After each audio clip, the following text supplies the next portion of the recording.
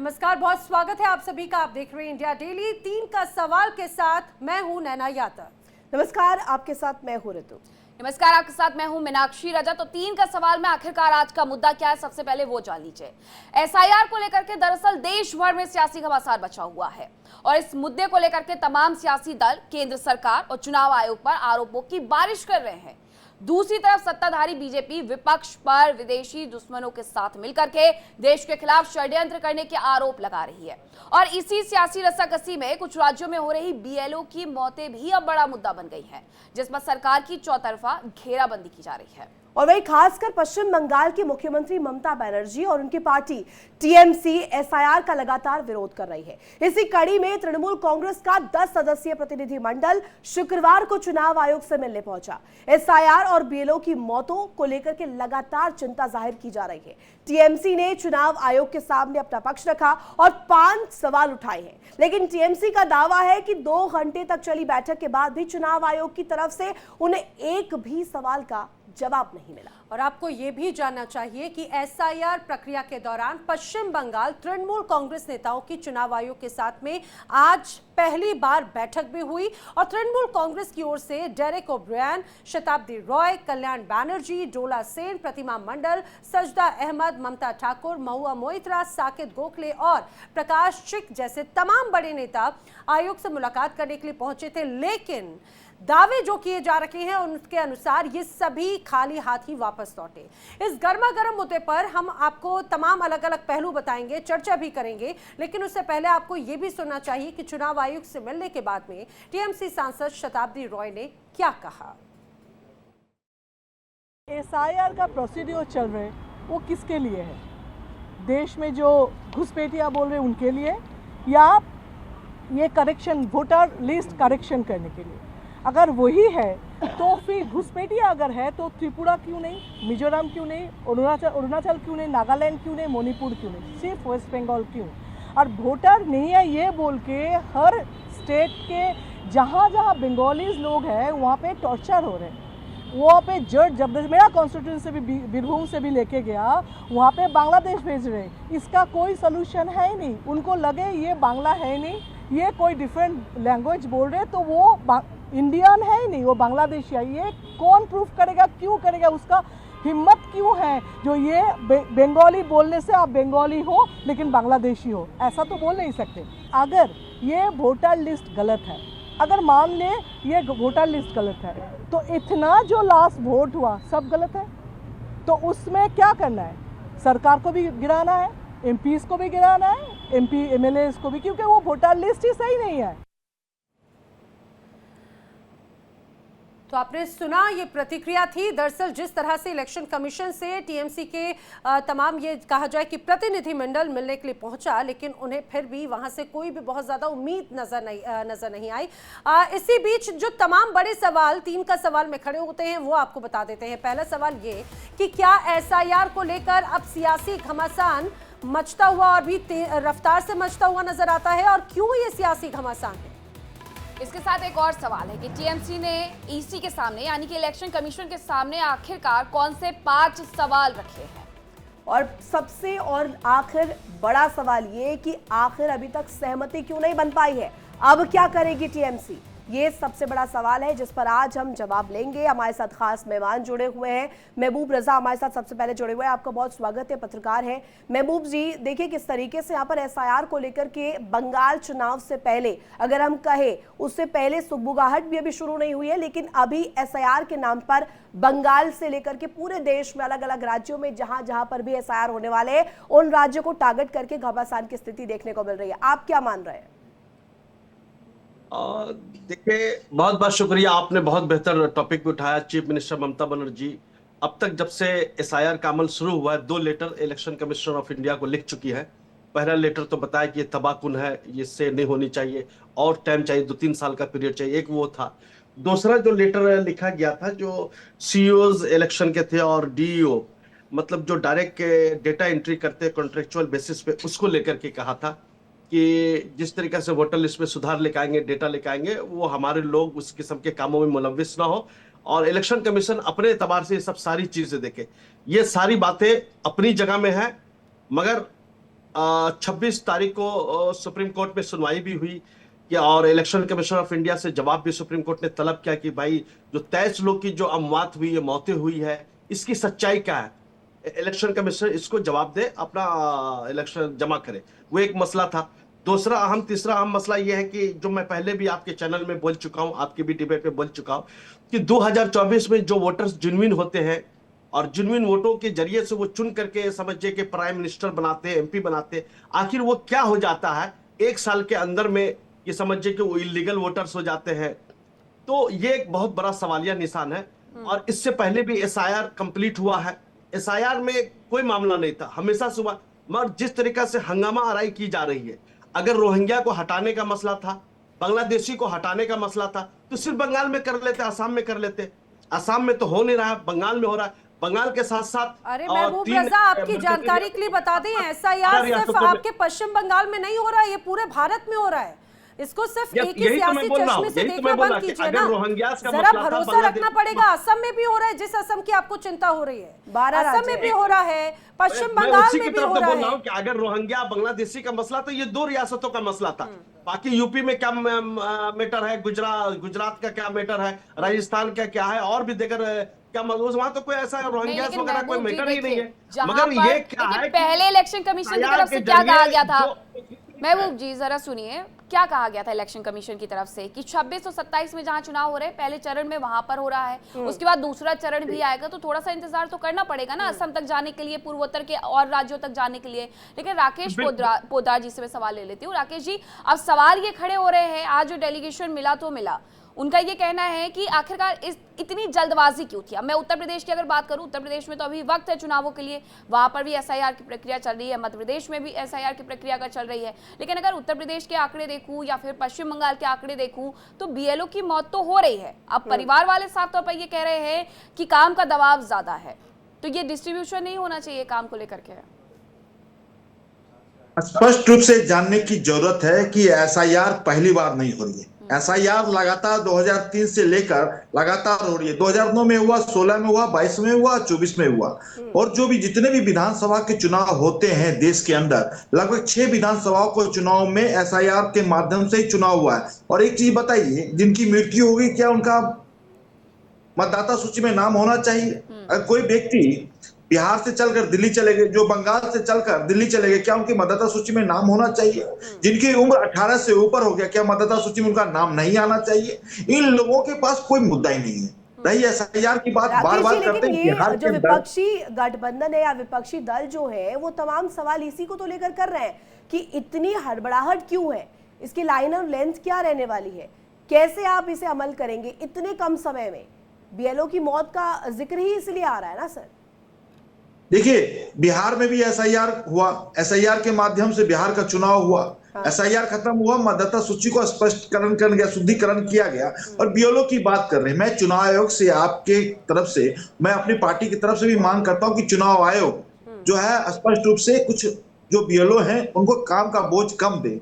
काम के ऊपर ज्यादा है, इसी कारण से उनकी तबीयत खराब हो जाती है। इस पर थोड़ा सा चुनाव आयोग को सोचना चाहिए। और चुनाव आयोग से मैं भी कहना चाहता हूं कि चुनाव आयोग जो है, राकेश पोद्दार जी, उससे ज्यादा जरूरी ये भी हो जाता है कि पहले आखिर ऐसी घटनाएं सामने आ क्यों रही हैं, उनकी वजहों को जानना भी बहुत ज्यादा जरूरी है। टीएमसी नेता एहतेशाम उल हक भी हमारे साथ में जुड़ गए हैं। सबसे पहले तो एहतेशाम जी से ही जान लेते हैं। एहतेशाम जी, अब चुनाव आयोग टीएमसी का एक डेलीगेशन गया, आखिर हाथ में क्या लगा? बड़ी लंबी शिकायतें थी खुद मुख्यमंत्री ममता बनर्जी की और उसके बाद में पूरे डेलीगेशन की। आपसे जानना चाहेंगे इस डेलीगेशन के हाथ में क्या लगा? क्या किसी तरह से कोई सुझाव दिया गया है? क्या चर्चा हुई है इस बीच? देखिए, हमारे डेलीगेशन ने अभी जाकर करके वहां मुलाकात की है, लेकिन कमीशन का कोई भी जवाब नहीं दिया गया है। बीजेपी कमीशन के नियंत्रण दोनों का कंबाइंड है, दोनों का गठजोड़ है, दोनों एक दूसरे से मिले हुए हैं। इसलिए बीजेपी बोल रहे हैं, आप बताइए कि बगैर मतलब लिस्ट आने से पहले भारतीय जनता पार्टी बोल रहे हैं कि 1 करोड़ लोग यहाँ बात हो जाएंगे। तो ये कहीं न कहीं बीजेपी और समझिए इलेक्शन कमीशन का जो बार पश्चिम बंगाल में चुनाव हुआ था, उस बीच भी इसी तरह से आरोप आपने लगाए थे, खासतौर से चुनाव आयोग पर। लेकिन जीत तो यहाँ पर पश्चिम बंगाल में टीएमसी की हुई, तब उस बीच क्या हुआ उन TMC का तमाम तो हर आरोपों का, हाल में तब होगी। उस TMC अविश्वास और विश्वास का क्या हुआ? सुनिए नेहा जी एहते TMC श्याम के जी, हर लेकिन हाल में उसके जितनी अलावा हो भी जाती अगर मैं कहूँ बाकी जगह पर भी जहाँ पे कांग्रेस और अन्य जो पार्टियां राज कर रही हैं वहां पर भी तो इसी तरीके से चुनाव हुई होगी ना, प्रक्रिया तो सेम ही रहती है हर जगह। देखिए, अगर तीनों आदमी अगर एक बार सवाल करना है तो कर लिए, बारी बारी से हम सभी को जवाब देना चाहते हैं। बीच में अगर इंटरप्ट करेंगे तो क्या होगी, हमें बहुत दिक्कत होगी जवाब देने में। जवाब हमारे मित्र बैठे हुए हैं, महबूब सिद्दीकी साहब जर्नलिस्ट, वो भी बैठे हुए हैं, प्रवक्ता बीजेपी के हमारे वो भी बैठे हुए हैं। देखिए, भारतीय जनता पार्टी जो है ये पिछले दरवाजा से समझ लिए वो आने की कोशिश कर रहे हैं यहाँ, लेकिन ये बंगाल है। बंगाल में कभी भी इस तरह का किसी तरह का हमारी नेत्री ममता बनर्जी ने साफ लफ्जों में देखा होगा, 4 नवंबर को कोलकाता के राजपथ में आकर के लाखों लोगों को संख्या में लेकर करके इन्होंने बोला, गुहार लगाए कि हमारे एक भी जो लीगल वोटर है उनका नाम कटना नहीं चाहिए। बस यही मैसेज दिया, हमारे जो भी वोटर है उनका नाम किसी कीमत पर नहीं कटना चाहिए। हमारा यही SIR हो उससे हमें कोई लेना देना नहीं है, लेकिन हमारे जो वैध वोटर है उनका नाम नहीं करना। बहुत अच्छी बात कही है श्याम जी। दरअसल ये जो पूरी प्रक्रिया है, दावा तो यही किया जा रहा है ना, जो लीगल वोटर हो वो तो नाम में वो तो बचा ही रहेगा, लेकिन जो इलीगल हो उसका नाम कट जाएगा। तो जो सच है उसको आखिर टेंशन किस बात का? महबूब रजा, मुझे इसी बात को जरा बताइए, टेंशन अभी क्योंकि जानकारी ये सामने आई थी कि 26,000 से ज्यादा, 26 लाख से ज्यादा जो नाम है वो मैपिंग के दौरान मिसमैच पाए गए हैं। तो क्या टेंशन इसी बात को लेकर है कि भाई, और ये जो मिसमैच पाए गए हैं वो 5 से 10% भी अगर वोट प्रतिशत या फिर वोटर्स अगर कट होते हैं, नाम कटते हैं, तो वो TMC के वोट बैंक पर इंपैक्ट करेगा? क्या टेंशन, क्या डर इसी बात का है? मैं बिल्कुल आ रहा हूं, उसी की तरफ आ रहा हूं। इलेक्शन कमीशन का रोल क्या, वो सबसे पहले एकदम एक सेंटेंस में बताना चाहता। जो लोग डेथ कर गए हैं, मृत्यु हो चुकी है, उनका नाम के काटने की जिम्मेदारी इलेक्शन कमीशन की है, और ये चीफ मिनिस्टर की भी नहीं है, प्राइम मिनिस्टर की भी नहीं है। एकदम जो पलायन करके जा चुके हैं उनका भी तो नाम कटना चाहिए। मैं उसी की तरफ, भी तो नाम जो लोग सुनिश्चित होना शिफ्ट कर गए, जो वोटर शिफ्ट कर गए, एक जगह से दूसरी जगह अपनी जगह को मुंतकिल कर लिया, उसकी भी काटने की जिम्मेदारी इलेक्शन कमीशन की है। भाई साहब, बीजेपी के प्रवक्ता ने क्या हर इलेक्शन में SIR का एक्सरसाइज होता है, तो भाई उन लोग को देखा क्यों नहीं गया? ये किसकी खामी है? नहीं है जिसको अपनी खामी को, अपनी जिम्मेदारी को समझ रहा है। मगर यहां पर क्या हो रहा है कि SIR जिस तरीके से करवाया जा रहा है, जिस शॉर्ट पीरियड में करवाया जा रहा है, ये समझ में नहीं आ रहा कि इलेक्शन कमीशन को इतनी हड़बड़ी क्यों है, इतनी जल्दबाजी क्यों है? जो 2-3-4 साल का काम है उसको 1 महीना में कर रहे हैं, और बता भी नहीं पा रहे कि मैं 1 महीना में क्यों कर रहे हैं। एक बात का जवाब दीजिएगा, फिर मेरे साथी आपसे कुछ पूछना चाह रहे हैं। एक बात का जवाब दीजिएगा, आपकी जो शिकायत है कि शॉर्ट नोटिस में, इतने शॉर्ट टाइम में करवाया जा रहा है। हिंदुस्तान में हर साल कहीं ना कहीं चुनाव होते हैं, इस बात को आप स्वीकार करते हैं? बिल्कुल, एकदम तो सही शॉर्ट फरमाया नोटिस कहां पर है? अभी बताइए, पश्चिम बंगाल में क्या अभी दिसंबर में चुनाव है या जनवरी में चुनाव है? एकदम मैं उसी की तरफ आ रहा हूं। आपने बोला कि हर साल इलेक्शन होते हैं, नाम दाखिल खारिज का मामला तो चलता रहता, मगर जो ऑलरेडी वोटर्स है, 2002 का वोटर है, 3 का है, 4 का है, 5 जो कंटिन्यू वोट डालते हुए आ रहे हैं, वो तो डेटा इलेक्शन कमीशन के पास, किसने वोट डाला नहीं डाला, उसको इतना पेपर जमा करना, BLO को जमा करना, ऑनलाइन जमा करना, ऑफलाइन जमा करना, एक्सरसाइज करना, काम छोड़ के लाइन में लगना, पेपर का डॉक्यूमेंटेशन टिक करना, फोटोग्राफी करवाना और भरवाना, ये करना, ये सारी प्रक्रिया गलत प्रक्रिया है भाई। ये 1 महीना का प्रक्रिया, ये 2-3 साल का। अरे तो लेकिन अगर टाइम देंगे तो वो अपने आकाओं के पास नहीं चले जाएंगे, आधार कार्ड नहीं बनवा लेंगे महबूब रजा जी? उनके पास समय अगर मिल जाएगा तो बोगस वोट कैसे बाहर पता चलेंगे? फर्जी वोट कैसे पता चलेंगे महबूब रजा? सरकार की जिम्मेदारी में है, सरकार की जिम्मेदारी ही तो निभा रहे हैं। महबूब रजा, मुझे एक बात बताइए, आप कितनी लंबी कतार में लगे हैं अपने डॉक्यूमेंट्स भरवाने के लिए, SIR के लिए? क्योंकि मेरे यहाँ तो BLO खुद आया बकायदा पूरी डिटेल्स भरने के लिए। पासपोर्ट भी है, देखिए मेरे पास में सारे डॉक्यूमेंट कोई आधार से सही है, सुनिश्चित है, तो मुझे डर किसी बात का नहीं। मुझे लगता है महबूब रजा जो कह रहे हैं, महबूब जी जरा सुनिए, हम लोग तो पढ़े लिखे लोग हैं, हम लोग तो जर्नलिस्ट हैं, मगर मैं उस बातें करता हूँ जो देश का किसान है, देश का मजदूर है, इसी मुद्दे को लेकर के सुप्रीम कोर्ट तक गए हैं ना, वहां पर इस मुद्दे को लेकर महबूब जी अब जरा सुन लीजिए, कहां से लेके आएंगे महबूब जी अब जरा सुन लीजिए, वहां पर बात अगर पश्चिम बंगाल की की जाए तो नेताओं के बयान आते हैं कि फला नेता के पास चले जाइए, वहां जाकर के आपका आधार कार्ड भी बन जाएगा और तमाम चीजें बन जाएंगी। ठीक है, तो आप ये सवाल छोड़ दीजिए, और दूसरी बात ये कि आप ये पूरी लड़ाई सुप्रीम कोर्ट में जाकर के लड़ रहे हैं, ठीक है, इलेक्शन कमीशन का काम है वो जवाब देना, बीजेपी से मैं क्या सवाल लूं इसको लेकर के। बात बिहार के पश्चिम बंगाल की कर ले, यहाँ 2 शॉर्ट नोटिस हैं। इसके अलावा अगर मैं बात उत्तर प्रदेश की करूं, 2027 में जाकर के विधानसभा के चुनाव होने हैं और वहां पर अभी से एसआईआर की प्रक्रिया शुरू हो गई है। अगर उस पर भी कोई सवाल उठा दे तो उस व्यक्ति को खुद से पूछना चाहिए कि किस बात का डर है। राकेश पोद्दार जी, आप कुछ कह रहे थे, उस बात हो गया अभी महबूब रजा जी, और भी मेहमान जुड़े हुए हैं, जाने दीजिए जरा। राकेश पोद्दार जी, जरा मुझे ये बताइएगा कि अगर पश्चिम बंगाल में सबसे बड़ा मुद्दा एसआईआर की टाइमिंग को लेकर के है, तो क्या ये डर भी नहीं है कि वहां से जो बोगस वोटर हैं वो चले जाएंगे और खासकर रोहिंग्या चले जाएंगे, बांग्लादेशी चले जाएंगे, जो एक पार्टी का अच्छा खासा वोट बैंक है? तो डर तो ये है ना। देखिए, आपने बिल्कुल स्पष्ट रूप से कहा, और मतदाता सूची को शुद्धिकरण करने का काम चुनाव आयोग कर रही है, भारतीय जनता पार्टी नहीं कर रही है। और पहला नंबर में भारतीय जनता पार्टी का प्रवक्ता हूं, चुनाव आयोग का प्रवक्ता नहीं हूं, जानने की जरूरत है। दूसरी बात, घुसपैठियों से इनको इतना प्रेम है कि एसआईआर के माध्यम से उसको अगर निकाला जाता है और नागरिकता के उसकी पहचान की जाती है, उसको भगाने का काम कर रही है, तो इनको चिंता क्यों? और असम की बात कर रहे हैं, असम में 19 लाख घुसपैठियों को निकालने का काम वहां की सरकार ने किया है। हम एक एक घुसपैठियों को निकालेंगे और बंगाल के संसाधनों पर बंगाल की जनता का हक काम किया जाना बहुत जरूरी भी है। राकेश जी, जो आप पॉइंट यहाँ पर रख रहे हैं ये बहुत इंपॉर्टेंट पॉइंट है, इस पर मैं आऊंगी, लेकिन इस बीच ममता बनर्जी की एक रिएक्शन सामने आ रहा है। ममता बनर्जी ने एसआईआर को लेकर के क्या कहा है, सुनवा देते हैं जरा दर्शकों को। गुजरात में जो बीएलओ मर गया उसके लिए कौन जिम्मेदारी है? राजस्थान में जो मर गया तो बीजेपी गवर्नमेंट है। मध्य प्रदेश में जो मर गया, क्या जरूरत था इतना जल्दी इसको ऐसा करना? अगर हर घुसपैठिया है तो बीजेपी क्या साधु है, संत है? सबको अधिकार छीन लेता है और बीजेपी को बोलता है जेल में डाल देगा। बीएलओ को बोलता है जेल में डाल देंगे, आपको नौकरी खा लेंगे। आपका नौकरी कितना दिन रहेगा, पहले आप बचाओ। लोकतंत्र रहेगा लेकिन आप लोग नहीं रहेगा। ममता बनर्जी ने दरअसल बीएलओ की जो मौत हो रही है अलग अलग राज्यों में, उस पर सवाल उठाए, लेकिन राकेश पोद्दार जी, ये सीधा गंभीर आरोप बीजेपी पर उन्होंने डाला है। देखिए, ममता बनर्जी नहीं रही, ममता बानो हो गई है। वो तो कहती कि देश को हिला दूंगा, भारत को हिला दूंगा। मैं कहना चाहता हूँ, देश में 140 करोड़ जनता है, किसी का माई का लाल नहीं कि देश को हिला देगा। ममता बनर्जी जनता हमारे साथ है। जानने की साहिबा से इतनी नफरत क्यों है भाई? एहतेशाम जी से मेरा एक सवाल है और महबूब रजा दोनों से बंगाल की मुख्यमंत्री का देश मिल जाएगा, महबूब रजा हो गई, देश को हिला देगी, भारत को हिला देगी। और पाकिस्तान से आई है क्या?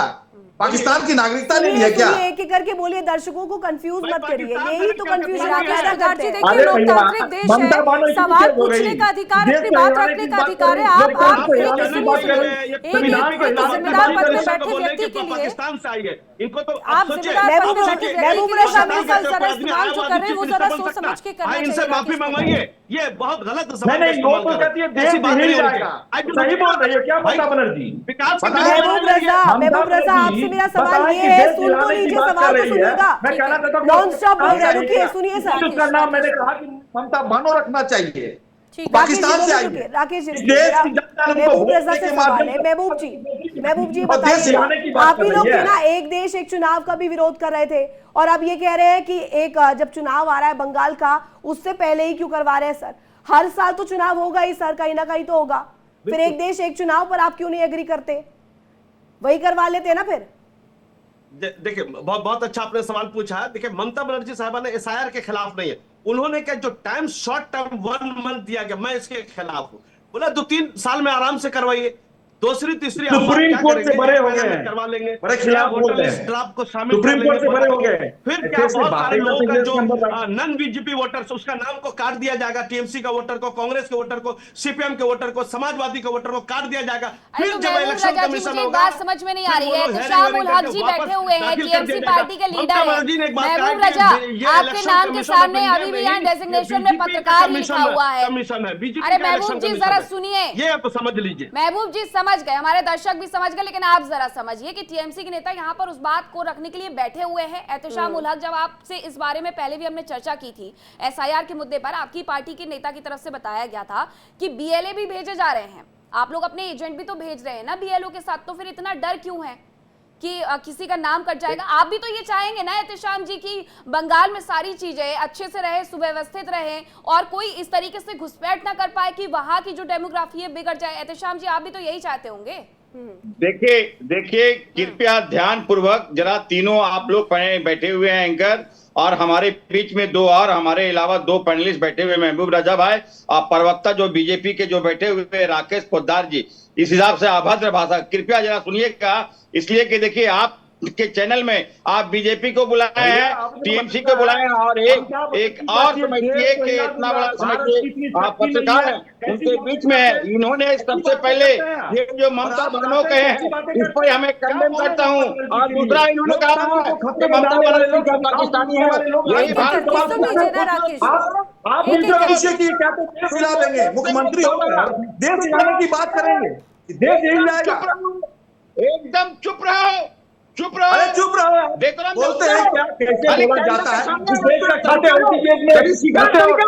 कैसे बात कभी सीखा तुमको प्रेम है, इसकी चिंता करते हो। ममता बनर्जी की चिंता होगी, देश की नागरिक की चिंता नहीं है, बंगाल की नागरिक की चिंता नहीं। क्या बात, कैसी बातें करते हैं तुम्हारी बंगाल की जनता पर, बंगाल की जनता का हक है, ममता नहीं है। ममता बनर्जी है ना, मुख्यमंत्री बनी है, मुख्यमंत्री बनकर रहे, में रहे, देश हिलाने की बात मत करे, नहीं तो पाकिस्तान चले जाए।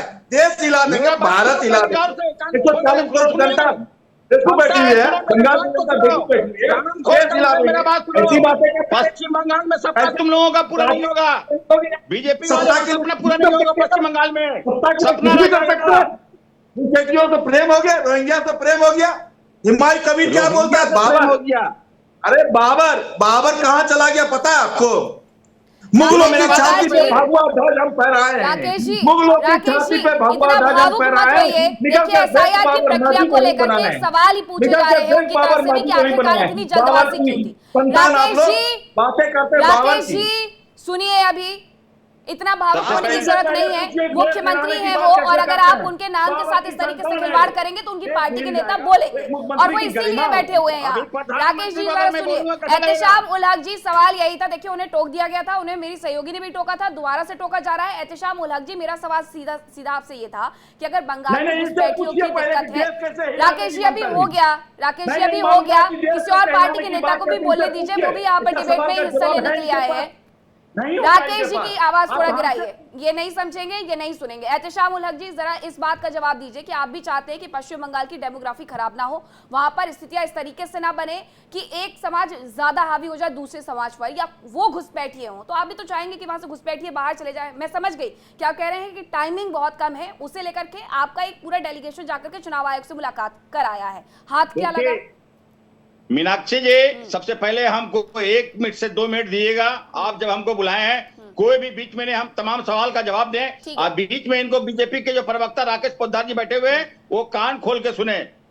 भारतीय जनता पार्टी का सपना है कि 2026 में एसआईआर एक बहाना है, एक्चुअली में ये दूसरे रास्ते से पश्चिम बंगाल में ये आने की कोशिश कर रहे हैं। मैं एसआईआर के खिलाफ नहीं हूं, मेरी पार्टी एसआईआर के खिलाफ नहीं है। जो लीगल वोटर है वो रहे, जो अवैध तरीके से है अगर उनकी छटाई होती है हमें कोई दिक्कत नहीं है, हमारी पार्टी की कोई दिक्कत नहीं है, नंबर 1। नंबर 2 हम कहना चाह रहे हैं कि जो यहाँ मतदाता है, यहाँ सबसे बड़ी बात है, ये बड़ी बात कर रहे हैं, हिंदू मोतुआ समाज जो 71 के बाद बांग्लादेश से कोलकाता बंगाल में आए हैं, 2 करोड़ लोग यहाँ रह रहे हैं, इनके 2 MP है बीजेपी के जो मथुआ समाज के हैं, 26 मेले हैं मथुआ समाज के हिंदू है जो इनको अरे तो एहतेशाम जी आप हाथ से आप मिलाकर चलिए, जब आपको एसआईआर से एतराज नहीं है तो केंद्र के साथ समन्वय बनाइए ना।